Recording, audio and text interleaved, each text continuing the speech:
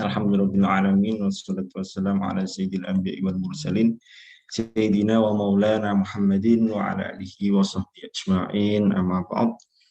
Hadratul muhtaramin, kepada Bapak Rektor Institut Perguruan Tinggi Ilmu Jakarta, Profesor Dr. Nasaruddin Umar MA, dan segenap para warek, dan juga yang terhormat kepada Direktur Pasca Sarjana dan segenap Kaprodi dan para dosen, dan Hadratul Muhtaromin, kepada para hadirin yang sudah menyempatkan waktunya untuk join pada diskusi 2 mingguan pada sore hari ini.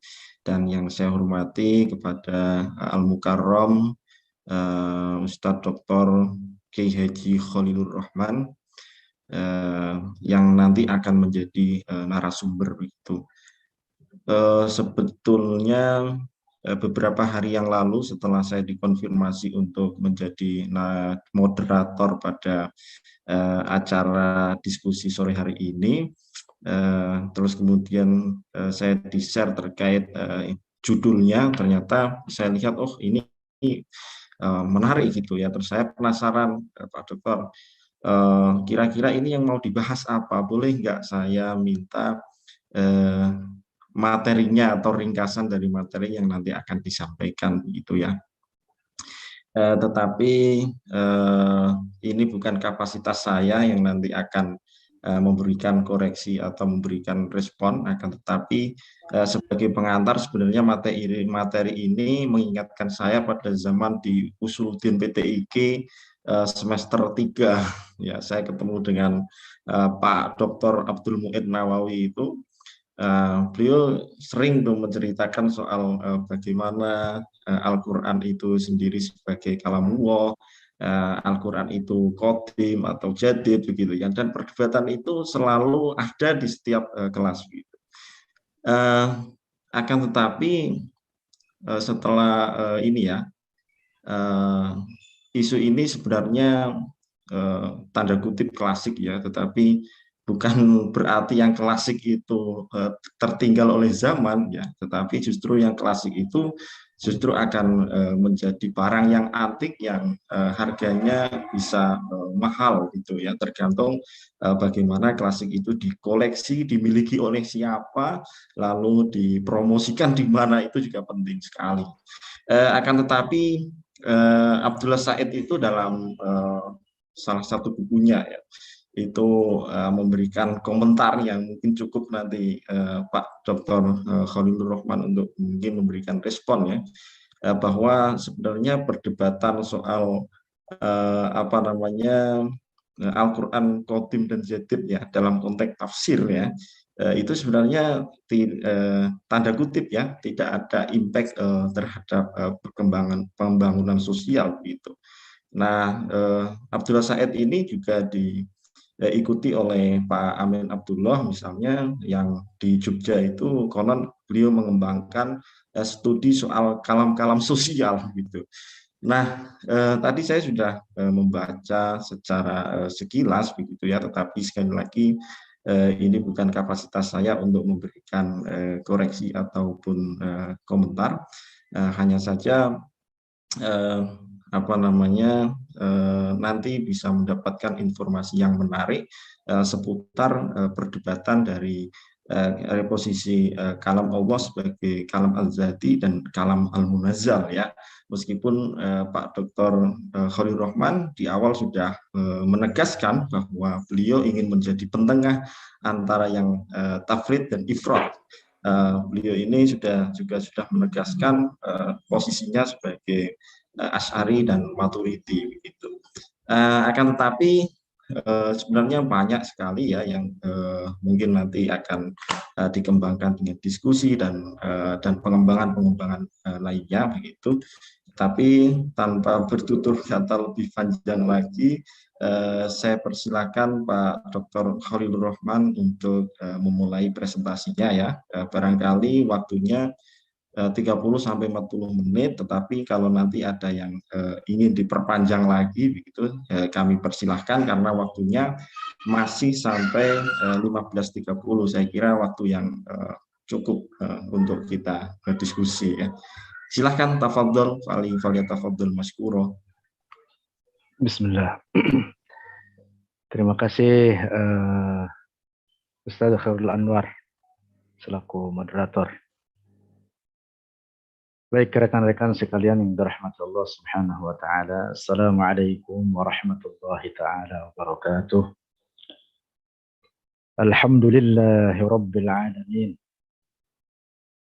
Wassalatu wassalamu ala sayyidina wa habibina wa syafi'ina wa qurrati a'yunina wa nuri qulubina wa maulana Muhammadin وعلى آله وصحبه الطيبين الطاهرين اللهم لا سهل إلا ما جعلته سهلا وأنت يا حي يا قيوم وتجعل الحزن إذا شئت سهلا اللهم ارزقنا الإخلاص في النية والقول والعمل ونعوذ بك من حال أهل النار.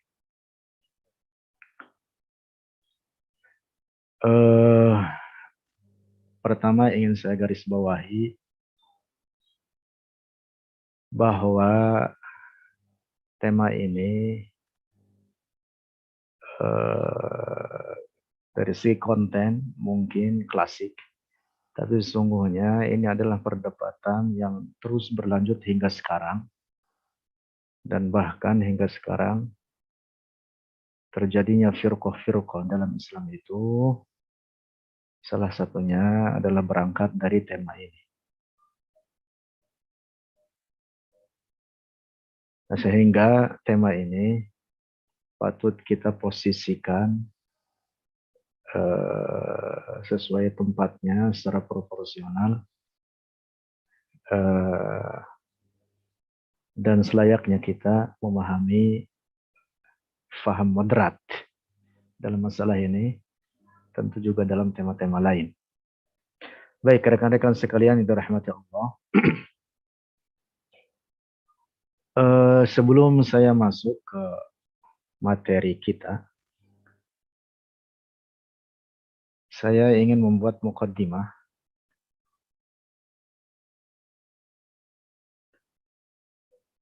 diambil dari firman Allah Subhanahu wa taala dalam suratul An'am ayat pertama. Allah Subhanahu wa taala berfirman, Alhamdulillahilladzi khalaqas samawati wal arda wa ja'ala adh-dhulumati wan nur. Mohon maaf, Ustaz Khairul, suara saya jelas ini? Jelas Pak Dokter, jelas. Ya. Ini screen-nya masalahnya nggak berjalan ini. Kenapa ini? Oh, iya memang belum berjalan itu. Oh ya, sudah. Ya.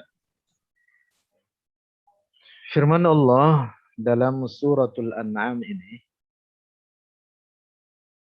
memberikan makna atau inti tauhid seperti yang dijelaskan oleh para mufassirin, di antaranya oleh Al-Fakhrur Razi dalam At-Tafsirul Kabir.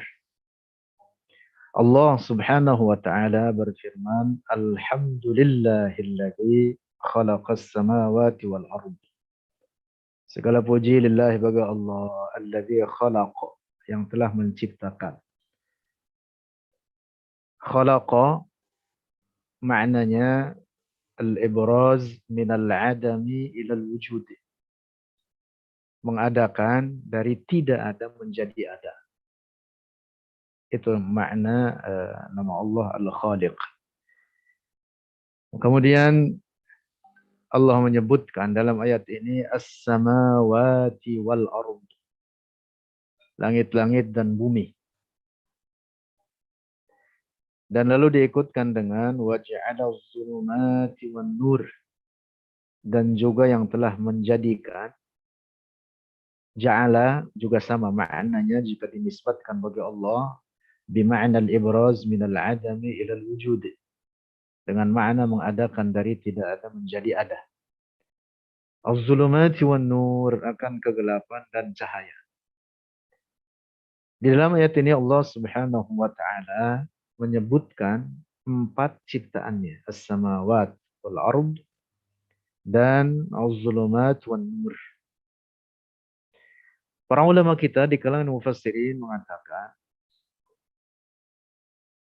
penyebutan as-samawat wal ard adalah isyarat kepada apa yang disebut dengan al-jismul kasif. Makna harfiahnya adalah benda kasif, yaitu benda yang dapat disentuh atau digenggam dengan tangan. Dalam ayat ini dicontohkan oleh Allah as-samawat wal ard.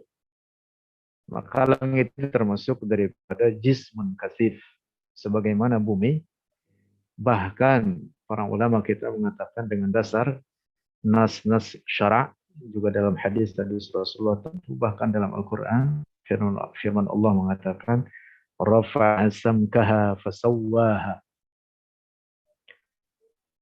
Artinya samk itu artinya volume, sehingga Allah menciptakan langit dan bumi sebagai jismun kasif, artinya bagian daripada benda yang dapat diraba atau digenggam atau disentuh dengan tangan. Lalu yang kedua, Allah menciptakan az-zulumat wan nur. Dalam ayat itu tadi sebutkan 2 ciptaannya ini memberikan isyarat kepada apa yang disebut dengan al-jismul latif, yaitu benda yang tidak dapat disentuh, tidak dapat diraba oleh tangan. Dicontohkan dalam ayat ini adalah az-zulumat dan an-nur. Nah, dari ayat ini difahami bahwa Allah yang menciptakan seluruh alam ini. Alam adalah kullu ma siwallah, segala sesuatu selain Allah. Penyebutan alam, para ulama kita mengatakan summiyal alamu alaman li'annahu alamatun ala wujudillah. Nah, jadi alam itu adalah segala sesuatu selain Allah. Dalam ayat ini dapat diintisarikan bahwa Allah yang menciptakan alam ini, yang keseluruhan alam tersebut tidak lepas dari 2 kemungkinan antara jismun kasif atau al-jismul latif. Hakikatnya Allah pencipta segala sesuatu. Dalam ayat lain Allah berfirman wa khalaqa kulla syai'.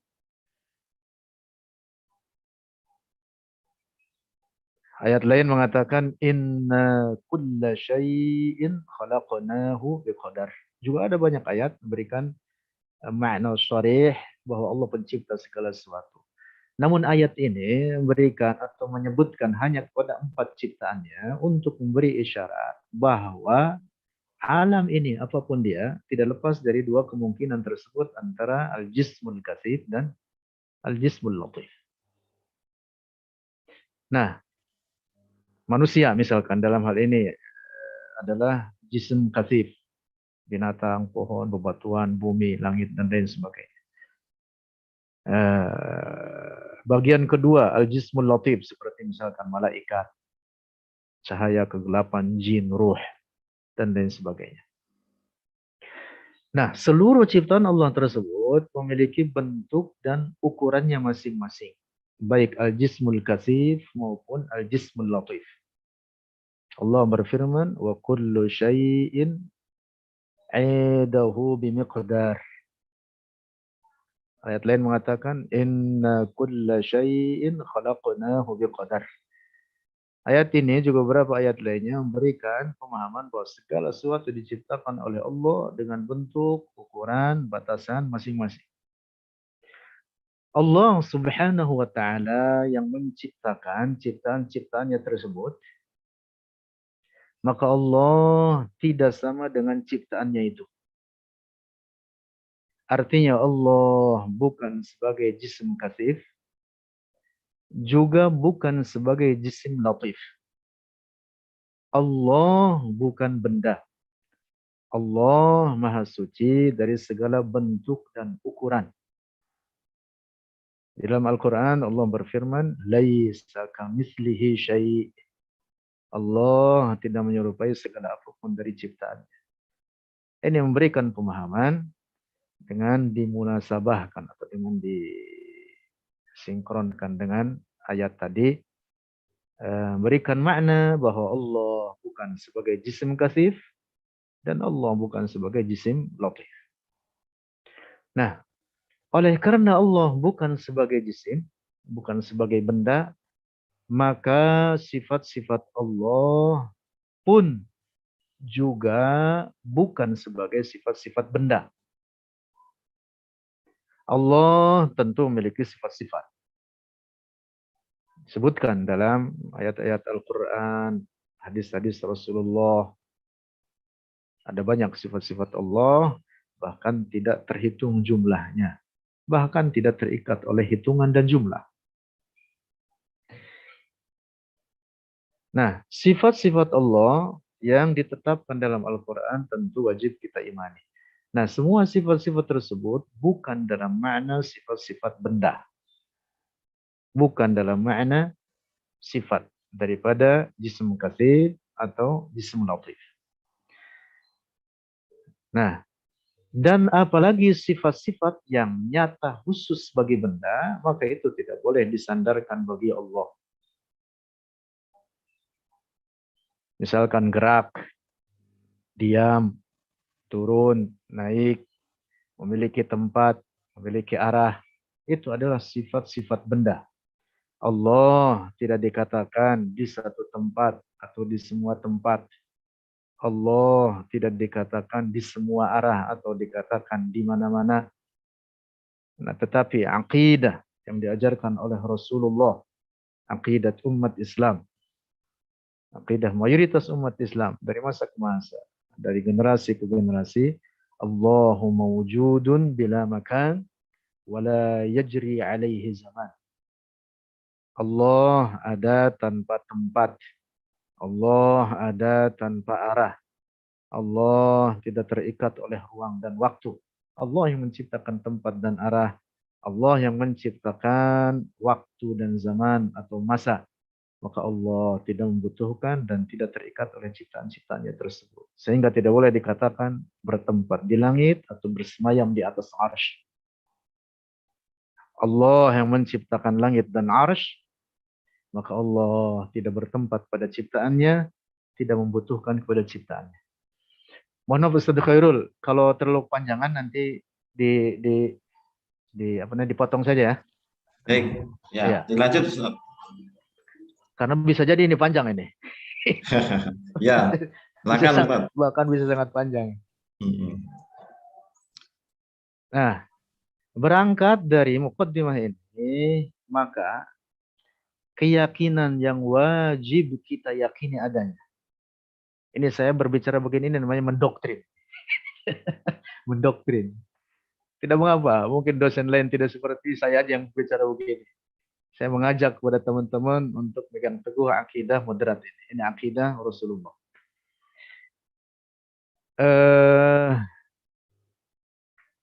Berangkat dari muqaddimah ini bahwa Allah Subhanahu wa taala laisa kamitslihi syai'. Maka terkait kalam Allah yang merupakan sifat baginya. Yang merupakan sifat baginya. Wajib kita yakini bahwa bahwa itu atau kalam Allah tersebut tidak sama dengan kalam pada makhluk. Sifat kalam Allah laisa biharfin wala sautin wala lughah. Bukan huruf, bukan suara, bukan bahasa, bukan dengan alat-alat, bukan dengan anggota tubuh. Laisa bistiqaqil ajram, bukan dengan bersentuhannya anggota-anggota badan. Lidah bergerak, mulut bergerak, bibir bergerak. bukan dengan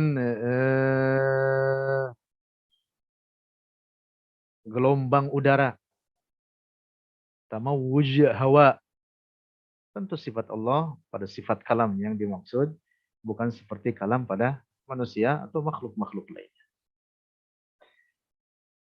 Nah, baik.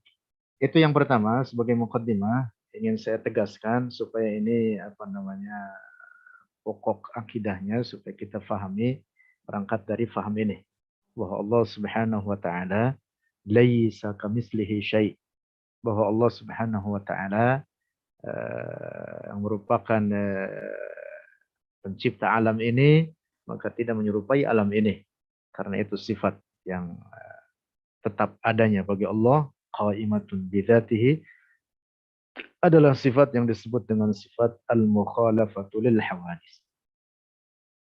Baik rekan-rekan sekalian,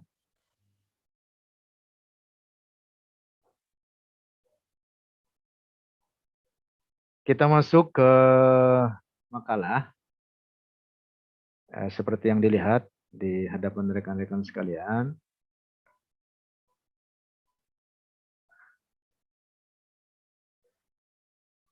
Di bagian abstrak ini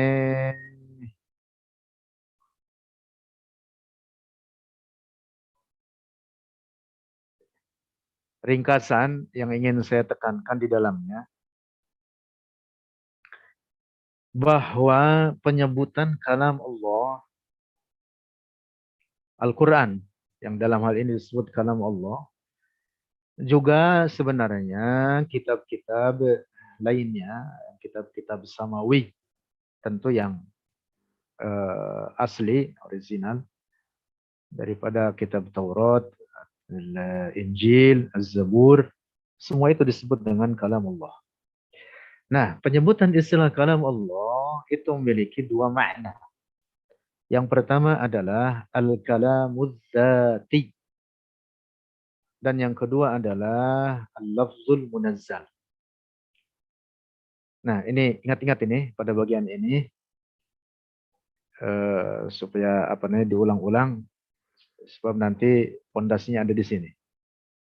Kalam Allah ada dua pemaknaannya. Yang pertama dalam makna al-kalamuz dzati yang merupakan sifat kalam baginya.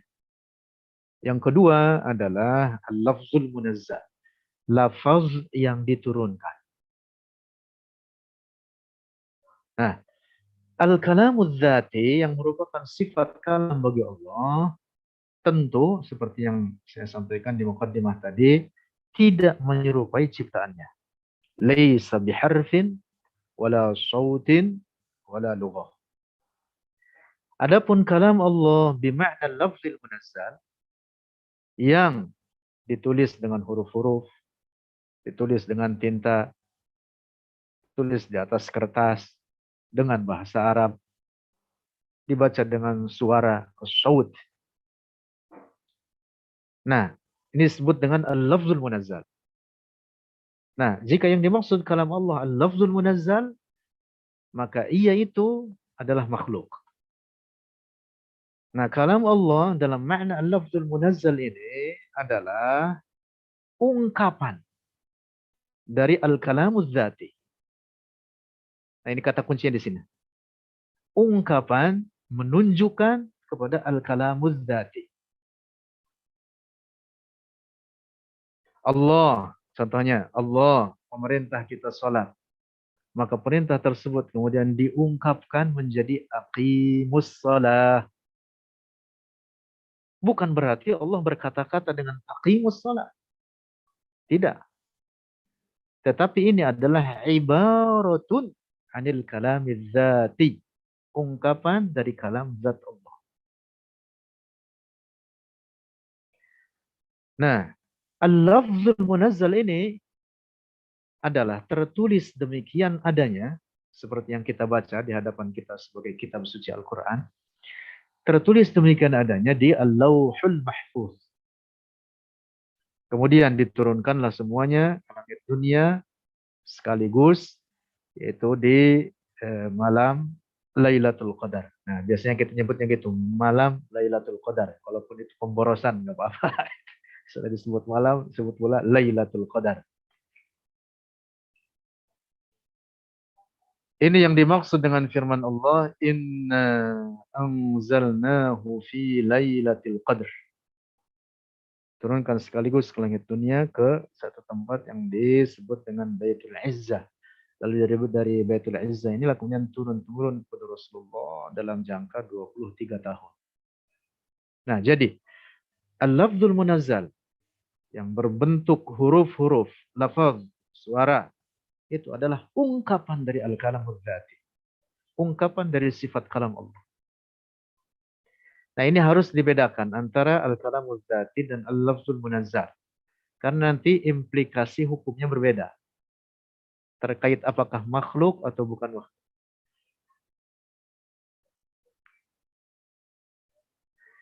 Nah, sebagai pendekatan, kalau misalkan saya tulis di papan tulis, api. Lalu saya tanya kepada Ustaz Khairul, apa ini? Api. Bukan itulah hakikat api. Tetapi apa? Itu adalah tulisan menunjukkan kepada adanya benda yang bernama api. Atau kalau saya tulis misalkan di papan tulis Allah, tersusun dari apa? Alif, lam, ha. Bukan itulah hakikat Allah yang kita sembah. Tetapi itu apa? Tulisan. Menunjukkan atau mengungkapkan kepada adanya zat yang wajibul wujud. Yang kita sembah yang bernama Allah. Nah, jadi pendekatan semacam itu. Demikian pula dengan kitab suci Al-Quran yang kita baca. Disebut kalam Allah. Bukan artinya Allah berkata-kata dengan huruf, suara, dan bahasa seperti bacaan kita. Misalkan keluar Bismillahirrahmanirrahim. Keluar ba, kemudian sin, kemudian mim. Bukan seperti itu. Tapi kalimat-kalimat Al-Quran tersebut adalah ibaratun anil kalamid dzati. Ungkapan. Menunjukkan kepada kalam zat Allah atau sifat kalamnya yang bukan sebagai huruf, bukan suara, dan bukan bahasa.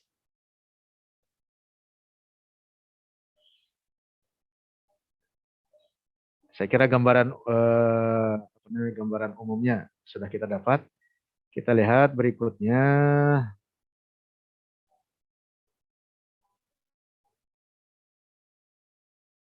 Nah, di latar belakang ini, rekan-rekan sekalian, yang hendak saya sampaikan begini. Walaupun itu tadi di awal disampaikan bahwa ini sebenarnya tema klasik, tapi sesungguhnya ini terus berjalan hingga sekarang. Dan itu tidak dapat dipisahkan dari kehidupan kita, pemahaman perbedaan ini. Sehingga pada bagian ini kita, ya semua kita lah, punya tugas untuk memberikan pemahaman moderat. Pemahaman yang tidak ekstrim kanan, juga tidak ekstrim kiri. Tetapi pemahaman bainat tafriq wal ifrat, bainat tashbih wat ta'til.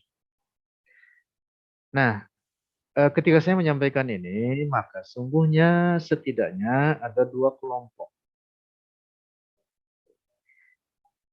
yang sudah lama dibahas oleh para ulama kita beratus tahun dari lampau. Yang dua kelompok ini adalah menempati posisi ekstrim kanan dan ekstrim kiri. Yang pertama adalah kaum musyabbihah, mujassima, hasyawiyah, sautiyah. Atau kelompok musyabbihah. Musyabbihah ini memiliki sekte yang sangat banyak. Di bawahnya salah satunya misalkan hasyawiyah. Juga karramiyah, pengikut Muhammad ibn Karam. Rekan-rekan bisa merujuk sekte musyabbihah ini di dalam banyak kitab, misalkan Al-Farqu Bainal Firaq karya Imam Abu Mansur Al-Baghdadi, atau misalkan Al-Milal wan Nihal Syahrastani dan lain sebagainya. Ada banyak sekte, termasuk di antaranya Sautiyah. sekte musyabbiha yang berkeyakinan bahwa Allah memiliki saut. Karramiyah atau hasyawiyah juga sama, berkeyakinan bahwa Allah memiliki bentuk dan ukuran, memiliki fisik, memiliki anggota badan, memiliki tempat, memiliki arah. Nah, kaum musyabbiha ini menyatukan mereka, keyakinan, menyatukan mereka dari seluruh banyak sekte di dalamnya, menyatukan mereka dalam satu keyakinan, artinya keserupaan Allah antara Allah dengan makhluknya. Walaupun beberapa mereka mengatakan kami tidak berkeyakinan begitu. Secara narasi mereka mengatakan kami tidak menyerupakan Allah dengan makhluknya. Tapi secara hakikat mereka menyerupakan.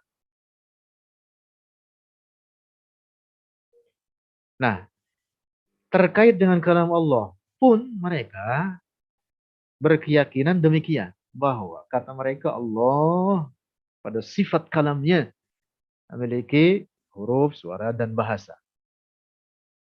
Lalu untuk mengaburkan itu, mereka membungkus narasi ini dengan mengatakan, tetapi huruf-huruf Allah, huruf yang qadim. Suara Allah, suara yang qadim. Nah ini tentu di dalamnya ada ghoror. Dan tentu ini sangat membahayakan. Nah faham ini terus turun-temurun hingga sekarang bahkan. Yang di zaman kita sekarang keyakinan ini diyakini oleh kelompok yang disebut dengan Wahabi. Mengikut Muhammad ibn Abdul Wahhab yang ini diadopsi dari paham Ibn Taimiyah.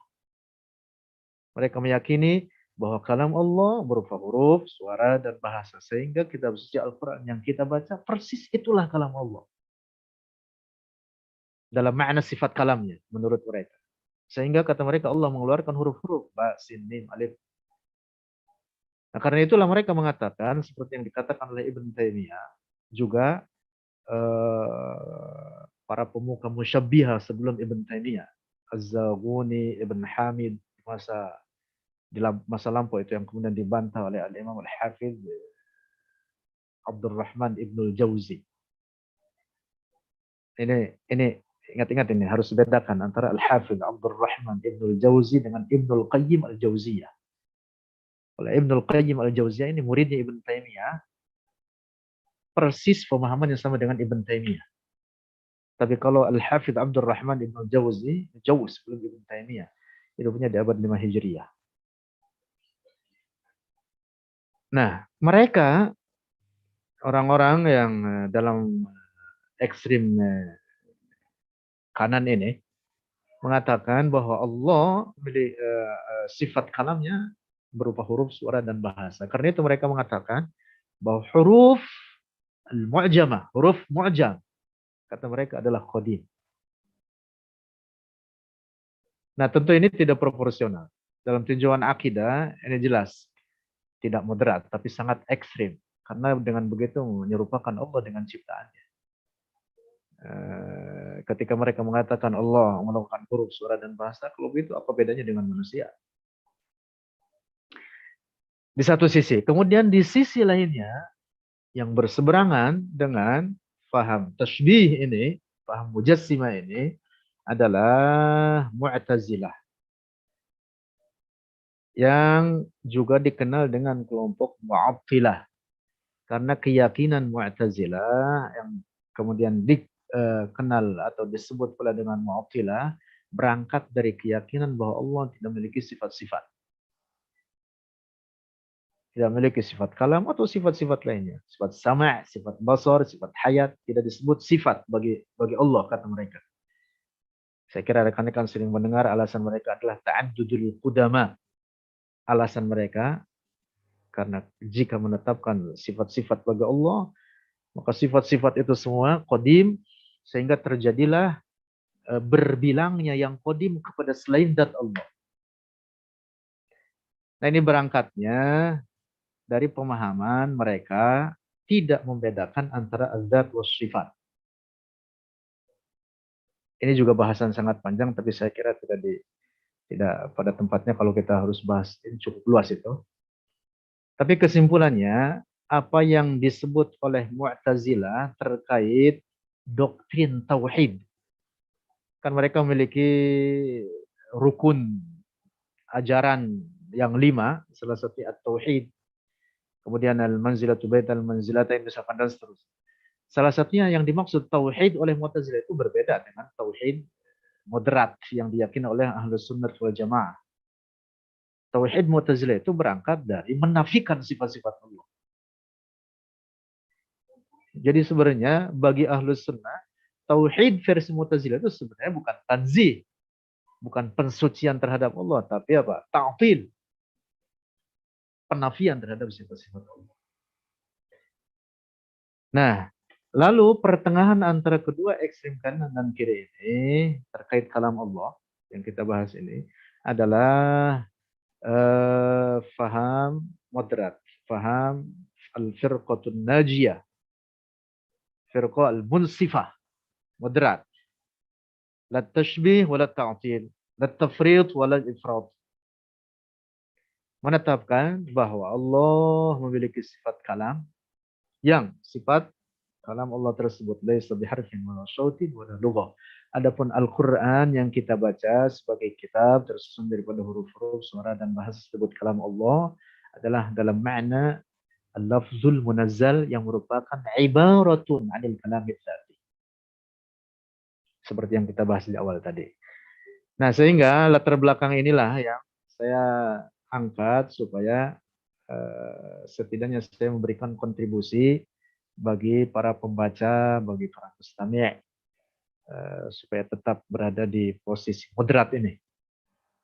La ilaha ula, la ilaha ula. Tapi bukan mudabdabin, bukan. Tapi moderat. Gitu.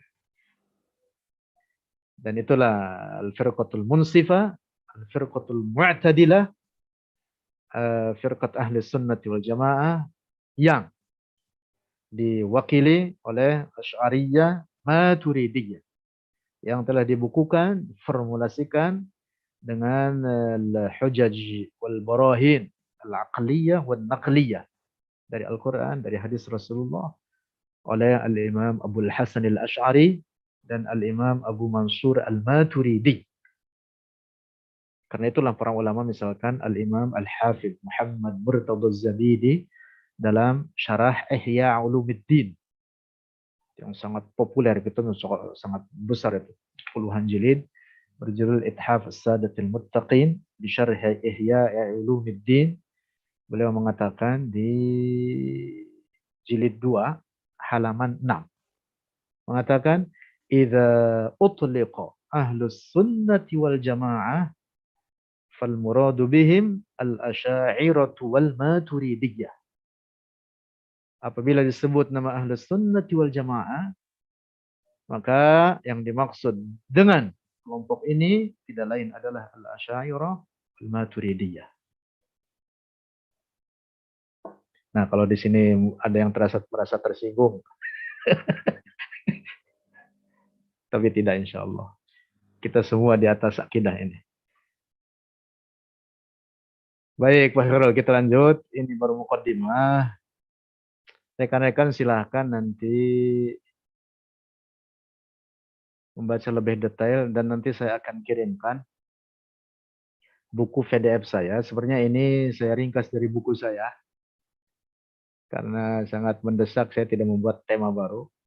Saya telah menerbitkan buku cukup banyak, salah satunya dengan judul Bukan Huruf, Bukan Suara, dan Bukan Bahasa. Memahami kalam Allah dalam teologi ahli sunnah wal jamaah. Saya ingat saya judulnya demikian. Nanti saya share PDF-nya insya Allah. Atau yang mau buku fisiknya juga sangat murah. Walaupun lumayan tebal juga. Baik, rekan-rekan sekalian, ini hasil penelitian dan pembahasan materi sudah saya sampaikan terkait bahwa kalam Allah memiliki dua makna, yaitu al-kalamul dzati dan al-lafzul al-munazzal. Yang pertama adalah al-kalamuz dzati. Tadi sudah saya sampaikan. Dalil menunjukkan kepada adanya al-kalamuz dzati. Di antaranya firman Allah. Wa kallamallahu Musa taklima. Para ulama kita dikenal ahli tafsir dalam menjelaskan ayat ini. Yang dimaksud oleh ayat ini adalah bahwa Allah memperdengarkan sifat kalamnya. Dalam makna Allah membuka hijab dari Nabi Musa alaihi salam sehingga Nabi Musa alaihi salam memahami al-kalamuz dzati yang bukan huruf, bukan suara dan bukan bahasa. Yang karena itulah maka Nabi Musa alaihi salam memiliki keistimewaan dengan gelar kalimullah. Yang ini tidak diraih oleh nabi-nabi yang lain kecuali oleh Rasulullah, nabi kita, Nabi Muhammad sallallahu alaihi wasallam. Tentu Rasulullah memiliki gelar ini dan bahkan gelar kalimullah pada Rasulullah itu jauh lebih tinggi dibanding gelar kalimullah pada Nabi Musa. Nah, ini silakan rujuk oleh rekan-rekan sekalian kepada kitab tafsir terkait ayat ini. Jadi yang dimaksud dengan ayat ini bahwa Allah membukakan hijab dari Nabi Musa sehingga Nabi Musa alaihissalam mendengar al-kalamuz dzati yang bukan huruf, bukan surat dan bukan bahasa. Nah, jadi yang memiliki gelar ini hanya Nabi Musa alaihissalam dan Rasulullah. Oleh karena peristiwa itu tadi, yaitu dibukakan hijab dari keduanya sehingga keduanya mendengar al-kalamuz dzati alladzi laysa biharfin wala shautin wala lughah. Lanjut. Dalil lainnya, silahkan rekan-rekan bacalah. Satu saya kira mewakili. Termasuk ini hadis dari hadis Rasulullah, ma minkum min ahadin illa sayukallimuhu rabbuhu yaumal qiyamati laisa bainahu wa bainahu tarjuman. Yang kedua adalah al-lafzul munazzal. Dalil dari ayat Al-Qur'an yang memberikan makna adanya al-lafzul munazzal adalah firman Allah. Wa in ahadum minal musyrikin astajaraka fa'ajirhu hatta yasma'a kalam Allah. Ayat ini membicarakan tentang orang musyrik atau orang kafir yang meminta perlindungan kepada umat Islam karena misalkan ia diburu atau hendak dibunuh, kemudian datanglah ia kepada umat Islam. Kata firman Allah dalam ayat ini disebutkan apa? Fa'ajir, apabila datang seseorang dari orang-orang musyrik kepadamu wahai Muhammad, istajaraka, minta pertolongan kepadamu. Fa'ajirhu, maka tolonglah akan dia hatta yasma'a kalam Allah. Apa yang dimaksud sehingga dia mendengar kalam Allah? Yang dimaksud adalah sehingga dia mendengar al-lafzul munazzal, kitab Al-Qur'an yang kita baca, yang berupa huruf-huruf yang dalam bentuk bahasa Arab. Sehingga dia apa? Memahami ajaran agama Islam, memahami materi dakwah Rasulullah, materi atau kandungan Al-Quran. Dan diharapkan supaya orang musyrik tersebut masuk Islam. Maka itu lanjutan ayat ini, summa ablighuhu ma'manah. Kalau ternyata dia sekian bulan, nanti ada itu pembahasan para ulama fikih terkait itu.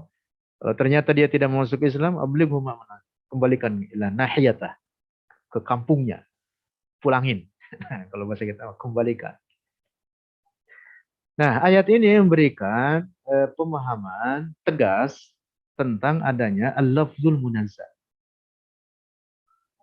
Dan ini ayat harus dibedakan dengan ayat sebelumnya. Ayat yang kita tadi bacakan tentang Nabi Musa, wa kallamallahu Musa taklima. ayat ini berbicara tentang al-lafzul munazzal, ayat tentang Nabi Musa berbicara tentang al-kalamuz dzati. Nah, mengapa harus dibedakan? Karena kalau tidak dibedakan antara al-lafzul munazzal dan al-kalamuz dzati, maka berarti orang musyrik ini posisinya sama dengan Nabi Musa sebagai kalimullah. Tentu mustahil. Maksudnya begini, seandainya kalam Allah itu yang dimaksud sifat kalamnya seperti difahami oleh kaum musyabbihah, mujassimah sebagai huruf, sebagai suara, sebagai bahasa, maka berarti Nabi Musa yang mendengar kalam Allah tidak memiliki keistimewaan ketika beliau memiliki gelar kalimullah. Karena apa? Karena buktinya orang musyrik juga mendengar kalam Allah yang berupa huruf, suara, dan bahasa tersebut. Nah, jadi penyebutan dua ayat ini memberikan makna bagi kita tentang pembagian kalam Allah kepada dua makna ini. Bima'na al-kalamil dzati dan bima'na al-lafzil munazzah. Juga ada ayat-ayat lainnya selain ini. Silakan nanti rekan-rekan baca. Juga ini aqwalul ulama, saya kutip terkait apa yang saya sampaikan tadi. Ada banyak sebenarnya, hampir semua kitab-kitab para ulama kita yang dikaji terutama di pondok-pondok pesantren, dari mulai kitab-kitab yang mukhtasarat hingga yang mabsutat atau mutawwalat berbicara masalah Sanusiyah hingga Ummul Barahin berbicara terkait bahasan atau materi kita. Saya kira rekan-rekan bisa merujuk, insyaallah. Kemudian subjudul berikutnya, lafzul munazzal adalah ungkapan dari al-kalamuz dzati. Nah, ini sudah saya bahas tadi di awal. Berikutnya juga ini sedikit dari aqwalul ulama terkait bahwa lafzul munazzal adalah ibaratun 'anil kalamuz dzati. Nah, ini juga sangat penting ini. Kalau kita paham sebenarnya istilah ini, terminologi al-qira'ah, al-maqru, dan al-Qur'an, itu akan sangat mudah nanti konklusinya. Tapi ini juga cukup panjang. Tapi kesimpulannya demikianlah.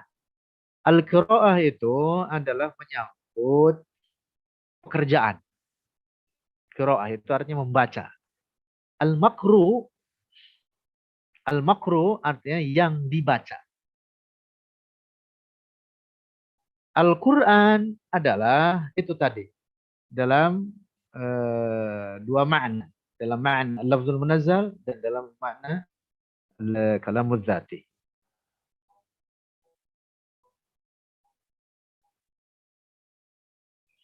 Al-makru itu yang dibaca, yang dimaksud adalah materinya, materi yang ada di dalam bacaan-bacaan.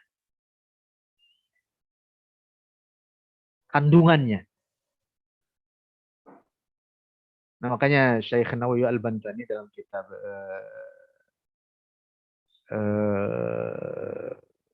Khasyifatus Saja bi Syarhi Safinatin Najah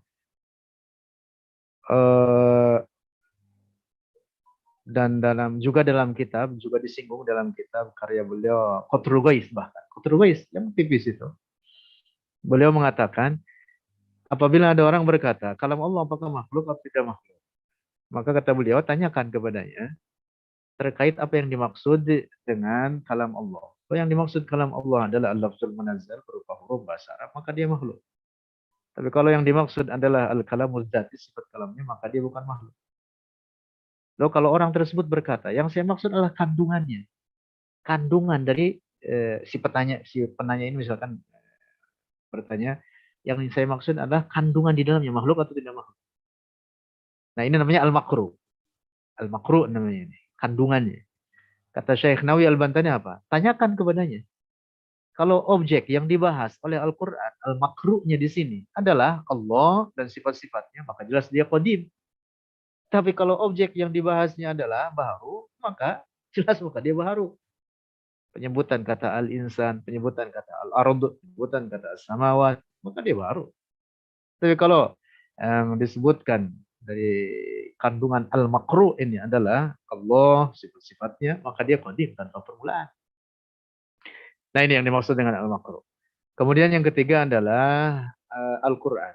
Al-Quran ya yang kita bahas tadi di awal mengandung dua makna, al-kalamul dzati dan al-lafzul munazzal. Lanjut berikutnya, bagaimana Al-Quran dalam makna al-lafzul munazzal turun kepada Rasulullah. Ini sudah saya singgung tadi di awal bahwa huruf Al-Quran itu tertulis adanya di Allahul Mahfuz. Nah, kemudian diambil oleh malaikat Jibril dengan perintah Allah, diturunkan ke langit dunia, ke suatu tempat yang bernama Baitul Izzah. Lalu kemudian dari Baitul Izzah turun pada Rasulullah munajjaman, berangsur-angsur. Ada yang karena sebab tertentu atau peristiwa tertentu, kemudian turunlah ayatnya. Ada yang karena pertanyaan para sahabat, kemudian turun ayatnya. Ada yang tanpa sebab. Nah, yang dengan sebab disebutlah dengan sababu nuzulil ayat atau sababun nuzul. Walaupun tidak semua ayat memiliki sababun nuzul. Baik, rekan-rekan sekalian. Lanjut kita nanti bisa dibaca ini sisa bahasannya. Karena butuh waktu lama untuk kita detailkan. Al-Quran makhluk atau bukan makhluk? Ini juga saya singgung di awal. Jika yang dimaksud dengan al-kalamul dzati, maka jelas ghairu makhluk. Tetapi jika yang dimaksud adalah al-lafzul munazzal, maka dia makhluk. Hanya saja pembahasan ini, para ulama kita menjelaskan, fi maqamit ta'lim. Yang dimaksud bahwa penjelasan seperti ini disampaikan fi maqamit ta'lim. Semacam ini, kita berkumpul tempat ini via Zoom, di room ini namanya maqamut ta'lim. Maqam at-ta'lim. Sama-sama kita belajar. Nah, tentu tidak boleh dikatakan di hadapan halayak dengan mengatakan secara mutlak Al-Quran makhluk atau dikatakan Al-Quran ghairu makhluk. Tetapi dengan apa? Bitafsil. Bitafsil. Dengan dirinci. Nah, kemudian hukum mengatakan Al-Quran makhluk. Nah, ini juga bagian penting karena erat kaitannya dengan paham Mu'tazilah. Saya ingin menggarisbawahi begini. Bahwa, dan ini dijelaskan oleh para ulama, Al-Suyuti dalam Tarikhul Khulafa misalkan, atau juga para ulama lainnya, misalkan Al-Qurtubi dalam kitab Tarikh dan lain sebagainya, bahwa sebagian Khalifah Abbasiyah ketika mengatakan Al-Quran makhluk, yang bahkan doktrin ini menjadi doktrin penguasa saat itu, ini bukan berarti khalifah-khalifah tersebut seperti Al-Ma'mun dan Al-Mu'tasim Billah mengambil faham Mu'tazilah. Ini bagian yang sangat penting. Karena hampir di semua diskusi mengatakan bahwa Al-Ma'mun adalah seorang Mu'tazili. Nah, ini pemahaman nggak benar. Al-Ma'mun seorang Sunni. Bahwa Al-Ma'mun mengatakan Al-Quran makhluk. Yang bahkan kemudian memanggil beberapa imam terkemuka. Yang diantaranya misalkan Al-Imam Ahmad ibn Hanbal, Al-Imam Syafi'i. Juga beberapa imam lainnya. Yang kemudian terjadilah apa yang disebut dengan peristiwa Mihnatul Quran. Sampai Imam Ahmad dicambuk ribuan kali. Bahwa Al-Ma'mun bersikukuh mengatakan Al-Quran makhluk. Bukan dalam makna faham Mu'tazilah mengatakan Al-Quran makhluk. Berbeda. Ingat-ingat ini. Mu'tazilah, tadi saya singgung di awal, mengatakan Al-Quran makhluk adalah berangkat dari pemahaman Allah tidak punya sifat. Karena itulah mereka mengatakan Al-Quran makhluk. Adapun Al-Ma'mun mengatakan Al-Quran makhluk, dasar keyakinannya tetap ia meyakini bahwa Allah memiliki sifat kalam. Laisa biharfin wala syautin wala lughah.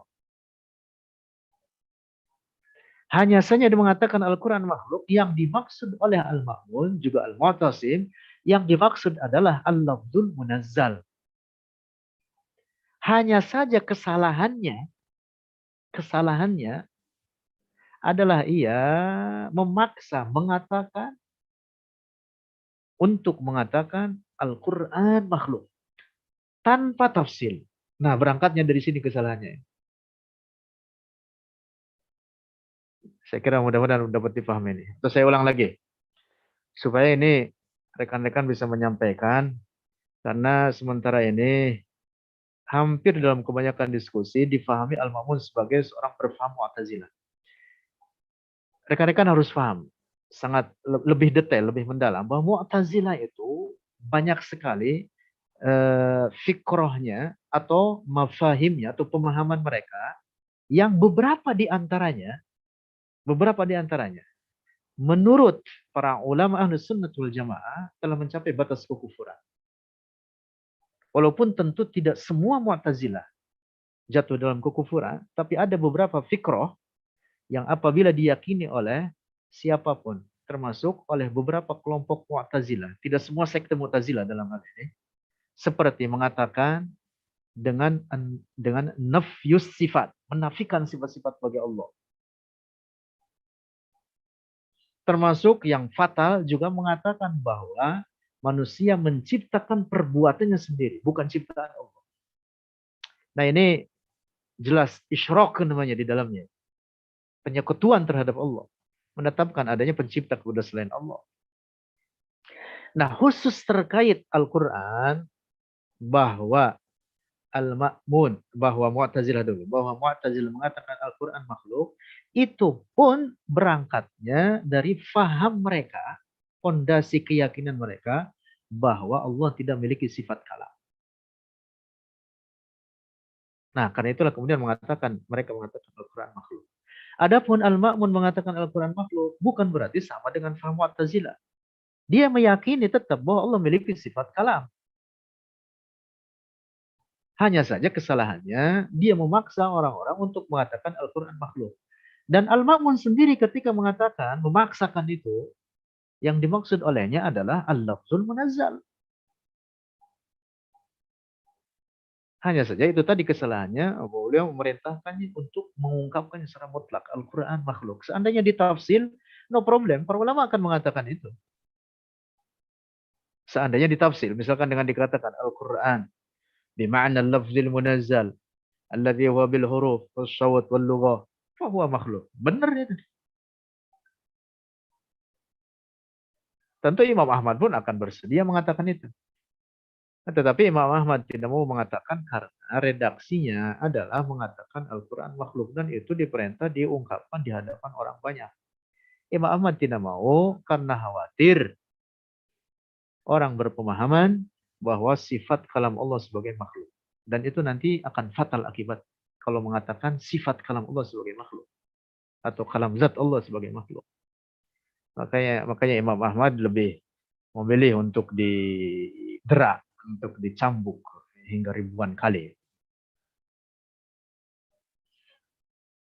Nah, ini yang saya ungkapkan. Selebihnya adalah aqwalul ulama, sengaja saya kutip di sini untuk menguatkan. Nah, ini yang saya bahas barusan. Karena itulah maka Al-Mu'tasim tidak dikafirkan oleh Imam Ahmad. Al-Mu'tasim bila termasuk Al-Ma'mun oleh para ulama, oleh Imam Ahmad. Kasusnya Imam Ahmad dengan Al-Ma'mun. Imam Ahmad tidak mengkafirkan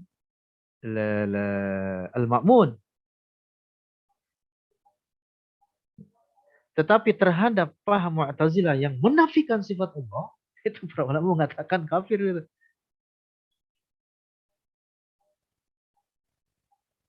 Paham Mu'attilah itu yang disebut dengan paham ta'til.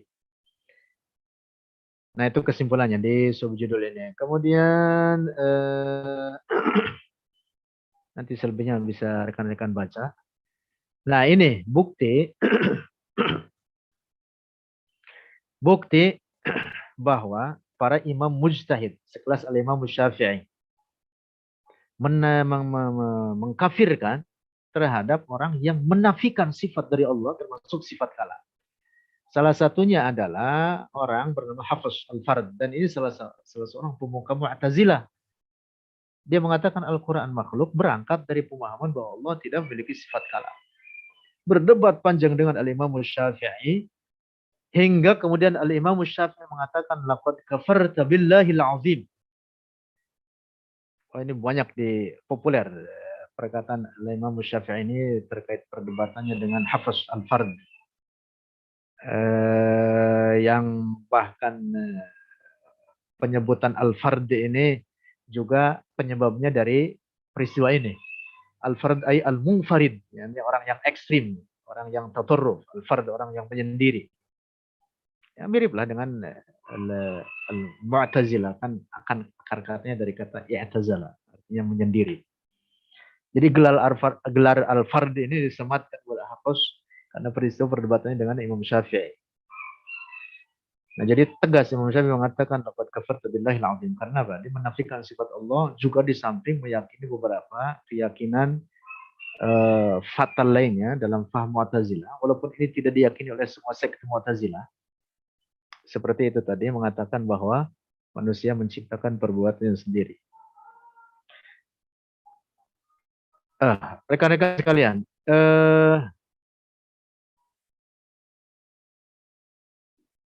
masih panjang ini, Ustaz Khairul. Saya masih dikasih waktu ini, lanjut. Iya, Ustaz, lanjut. Mungkin lanjut aja. 5 menit lagi nanti kita buka sesi tanya jawab. Ya, baik. Silakan. Ini masih berapa nih? Kita di halaman 19 ini Pak Khairul masih di atasnya. Halaman 19. Tapi kan ada daftar pustakanya kan banyak juga itu, Ustaz. Oh iya, betul. Ya, betul. Baik, pada sub ini saya membahas tentang tidak ada hadis sahih yang secara tegas atau sharih menetapkan adanya suara bagi Allah. Nah, hanya saja di sini dibahas ada beberapa hadis yang oleh kaum musyabbihah kadang dijadikan dalil untuk menetapkan as-saut bagi Allah. Yang kebetulan hadis ini diriwayatkan oleh banyak para ulama, salah satunya oleh Imam Bukhari dalam kitab Al-Adabul Mufrad, juga oleh lainnya.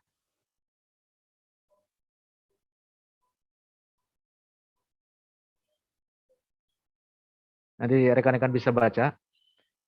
Tapi kesimpulannya begini. Pertama, definisi saut itu apa? Saut itu, ma huwa saut? Al-lafzul mustamil ala ba'dil huruf al-hijaiyah. Yang pernah mondok yang saya kira apalah itu di jurumiyah itu, melotok. As-saut huwa al-lafzul mustamil, lafaz yang mencakup ala ba'dil huruf al-hijaiyah, terhadap sebagian huruf-huruf hijaiyah, alif, ba, ta, dan seterusnya. Di dalam hadis diriwayatkan ada penisbatan atau penyandaran kata saut kepada Allah. Disandarkan saut kepada Allah. Kesimpulan yang harus kita pahami, yang saya tuliskan di sini, bahwa penyandaran sesuatu kepada Allah itu tidak mesti untuk menunjukkan bahwa Allah yang memperbuatnya. Penyandaran kata kepada Allah ada kalanya dalam bentuk kata benda atau kata kerja. Nah, pertama misalkan kata benda. Ka'bah misalkan. Oleh Allah disebut dengan baiti.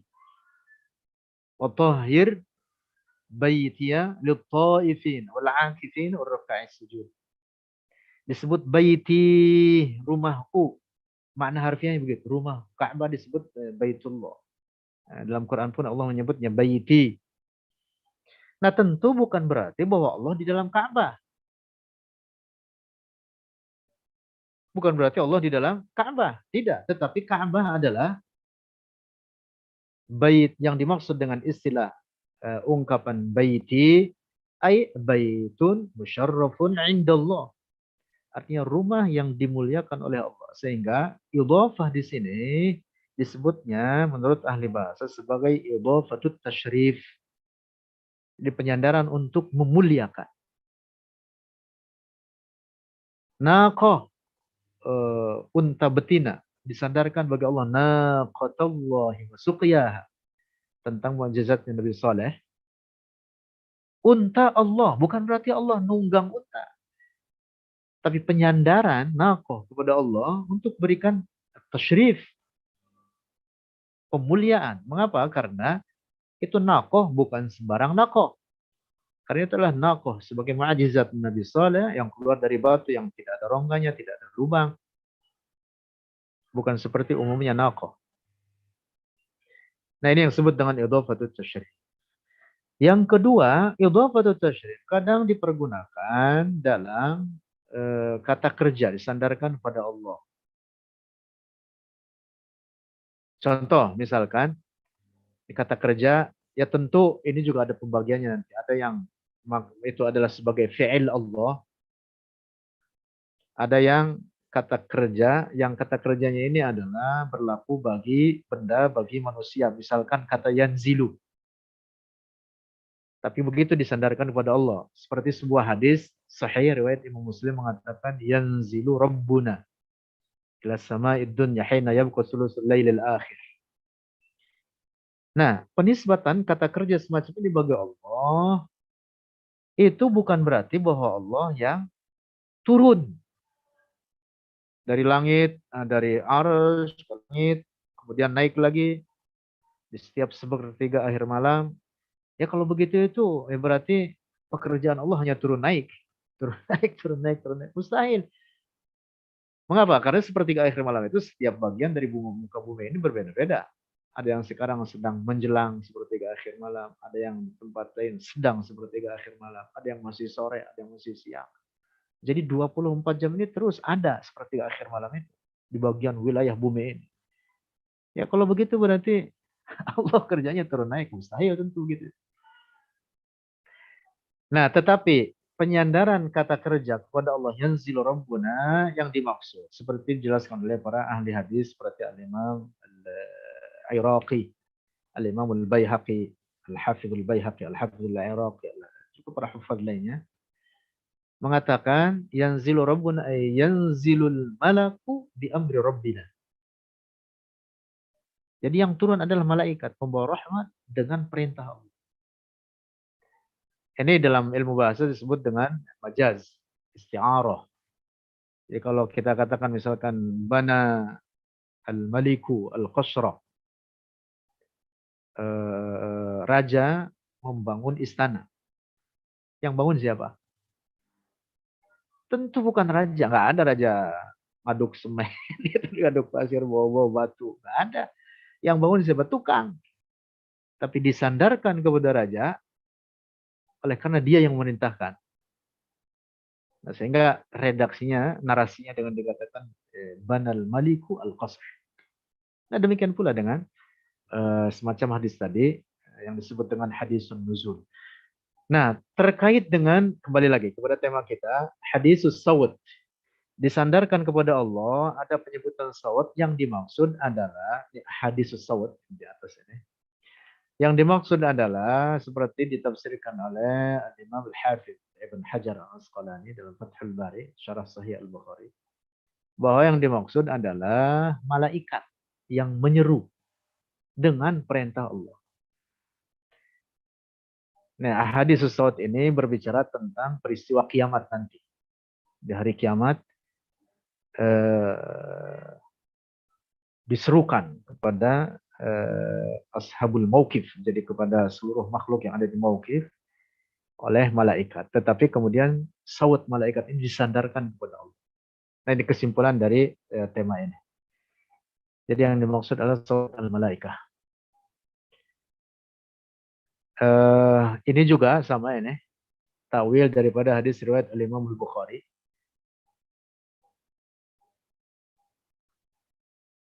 Disebutkan di sini yaqulullah yaumal qiyamati ya Adam. Fa yaqul labbaika wa sa'daika. Kemudian fayunada. Di satu redaksi menyebutkan fayunada. Redaksi lain mengatakan fayunadi. Fayunadi. Kalau fi'il kan fi'il majhul.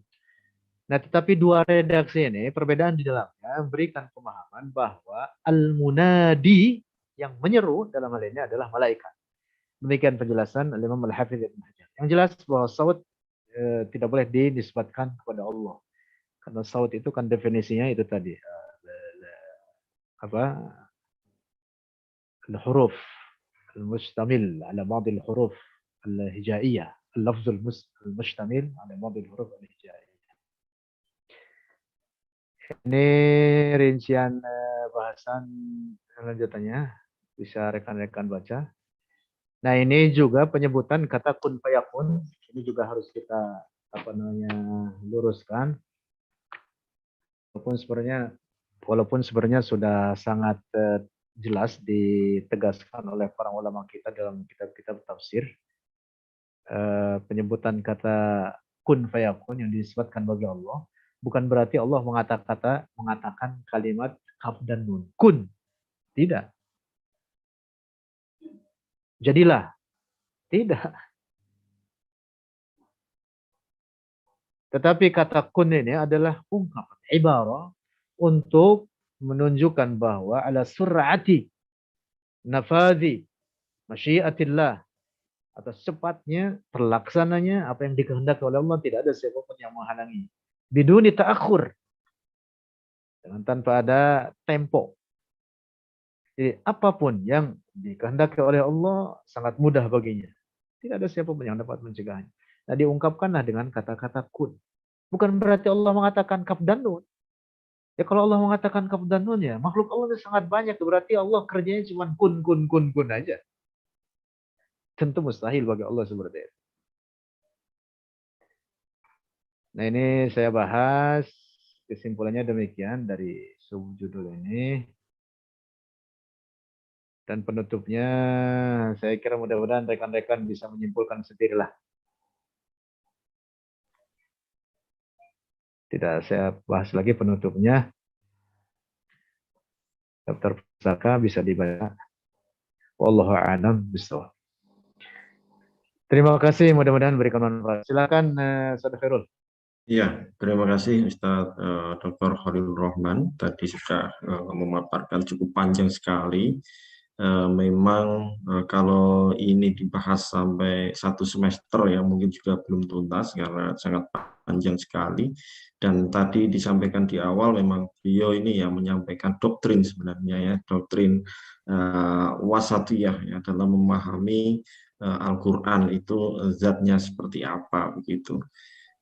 Baik, saya kira ini banyak ada beberapa hal yang mungkin dari hadirin yang ingin diklarifikasi atau memberikan pertanyaan atau kritikan. Saya persilahkan. Silakan. Ada Pak Asril Bijaksana. Ada lagi mungkin 2 di termin pertama. Baik, 1 dulu, silahkan Pak Asril Bijaksana untuk menyampaikan pertanyaannya.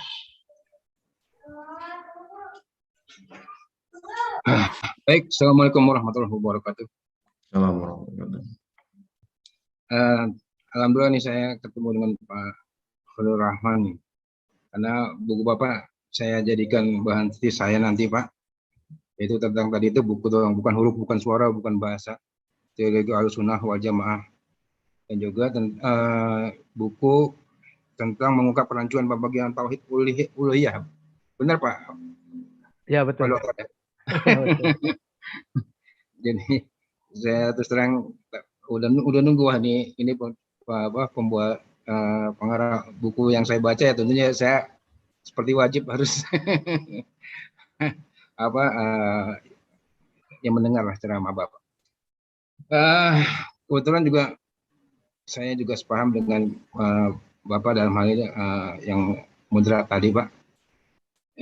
Cuma boleh nggak izin saya untuk nambahkan atau mau ngasih ya pendapat saya Bu tentang itu Pak.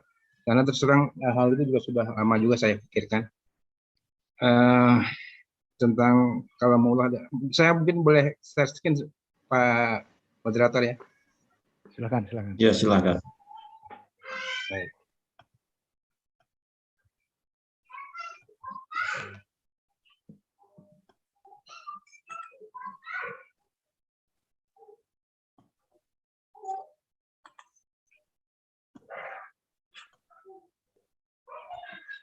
Udah nampak ya? Iya, sudah. Baik. Ini cuma wacana aja Pak. Dan kebetulan hari ini maaf ini. Kenapa tiba-tiba close lagi? Dicoba lagi, Pak. Silakan. Dicoba. Nah, itu sudah kelihatan. Udah kelihatan ya. Ya, oke. Kepala saya memahami dari beberapa ayat Al-Quran yang saya baca terjemahannya karena terus terang saya belum belum mahir ya dalam bahasa Arab ya. jadi coba baru baca terjemahan, tapi dari terjemahannya itu insya Allah saya dapat ini bahwa kalam Allah itu yang seperti Pak bilang itu atau kalam zati itu ada tertulis dalam semuanya terus dalam Alkitab atau di umul kitab yang merah ini, yang saya warnai merah ini,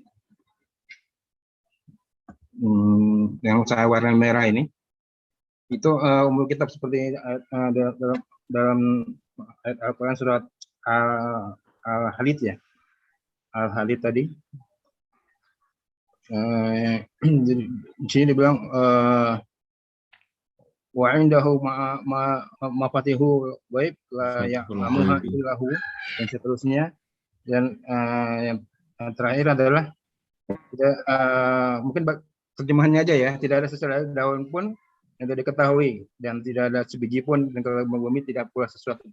Artinya segala sesuatu ini sudah mungkin kalimatnya sudah mewakili segala sesuatu itu sudah tertulis dalam Alkitab.